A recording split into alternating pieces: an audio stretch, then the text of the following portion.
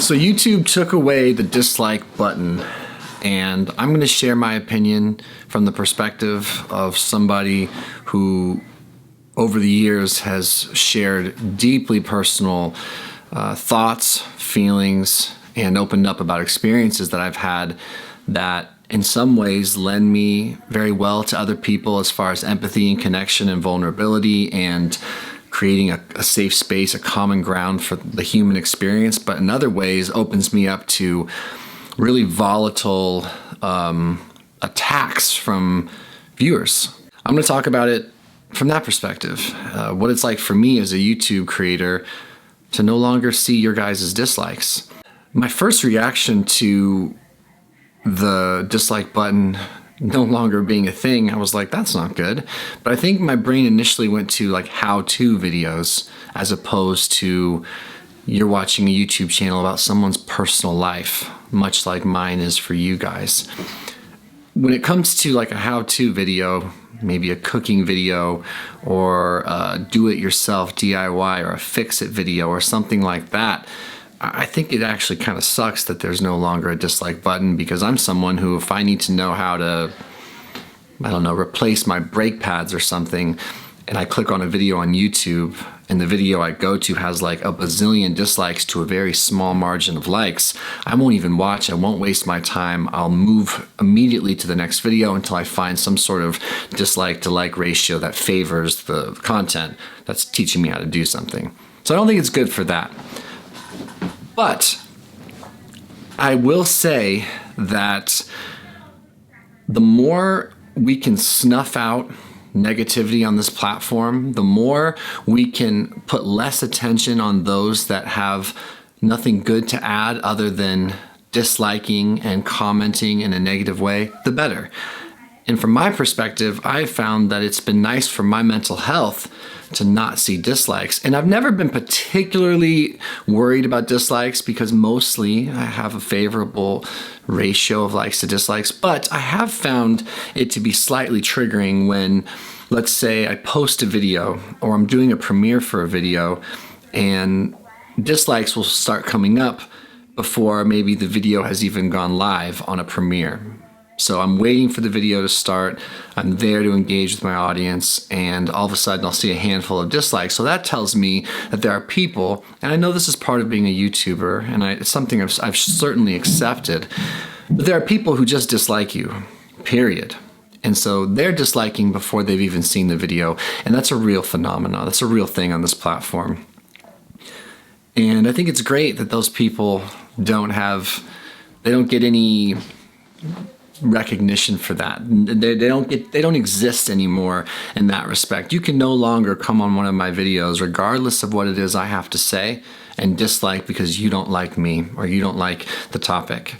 And I think that's a good thing. I think it's been good for my mental health. I don't know that my brain, or any of our brains for that matter, are designed to be so in tune and in touch and aware of other people's thoughts, preferences, likes, dislikes, energies, things like that. If I want to, I can go dig out the most heinous feedback from some of you that you would ever imagine someone having to deal with. And it's a dark side of being a YouTuber, is that if you want to ingest negativity about yourself from strangers, you can.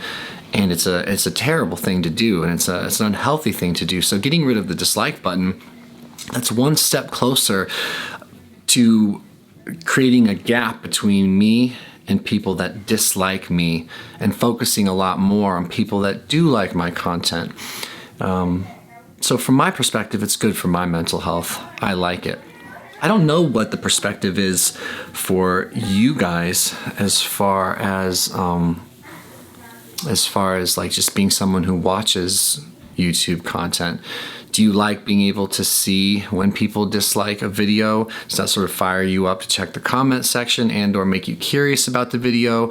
Do more dislikes for a personal life channel like mine make you less interested, more interested? I don't know. I'm not someone who thinks it's a bad thing to dislike something in general or to have a strong opinion about something, but I am someone who wants to stand for respectful dispute, respectful disagreement, respectful dislike. And I think that's something that's sorely lacking on the internet, and I don't imagine it'll ever go away. Whatever we can do to disempower mean-spirited people. So that's my perspective. That's sort of what I think. It was a good thing for DIY, for sure, to have it, but I don't think it's a necessary thing for personality channels like mine. I'm glad it's gone. In my mind, we want to encourage people to be open. We want to encourage people to be raw, to be real, to share their actual thoughts, their fears, their wants, their behaviors, their experiences, without the perpetual fear of the court of public opinion.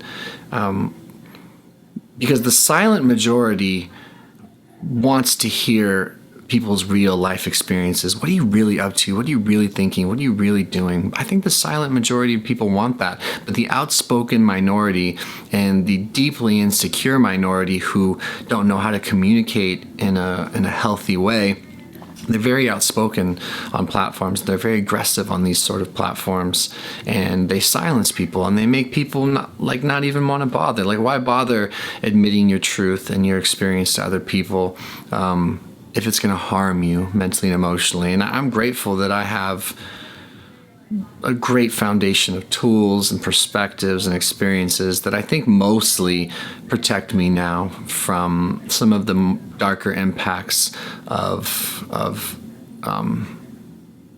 being a YouTuber, as far as people commenting on your life and being dark. And I make no mistake, and I think the biggest thing I'll say here to that, I didn't know where this video would go this direction, but the biggest thing I'll say to that is that I choose to be here, and I don't have to be here, and I never have to read another comment again, and I know that. So I have to take some ownership over even making content and letting it be what it's going to be. And I'm grateful for the life that YouTube has helped me achieve and experience. I'm living in a great many ways my ideal life as far as work and vocation and profession and passion and things like that.